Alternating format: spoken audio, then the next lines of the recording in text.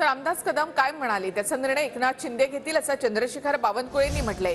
कदम यांचं मत महायुतीचं नाही, ते त्यांचं वैयक्तिक मत आहे असं बावनकुळे यांनी म्हटलं आहे। भाजपने नेहमीच घटक पक्षांना मान दिलाय असंही त्यांनी म्हटलं। दरम्यान सगळ्या पक्षाला संपवून भाजपला जिवंत राहायचं आहे का असा सवाल रामदास कदम यांनी केला आहे। रत्नागिरी सिंधुदुर्ग लोकसभा जागेवरून कदमांनी भाजपवर हा निशाणा साधला। तुम्ही रायगडवर पण सांगाल आम्हीच, तुम्ही रत्नागिरीला पण सांगाल आम्हीच, असं होत नाही। रत्नागिरीला पण सिटिंग जागा आहे ती शिवसेनेची आहे, ती शिवसेनेची आहे।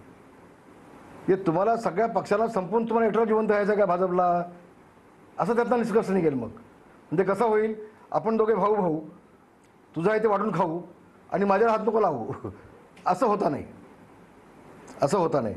पण कुठल्याही परिस्थितीमध्ये रत्नागिरीची देखील जागा आम्ही सोडणार नाही, आम्ही सोडणार नाही, आम्ही ती लढवणार, कारण ती आमची आहे, आमच्या हक्काची आहे, आमची सिटिंग जागा आहे। रामदास कदमजी जे काही बोलले आहेत त्यावर एकनाथ शिंदेजी त्याबद्दलचा निर्णय घेतील।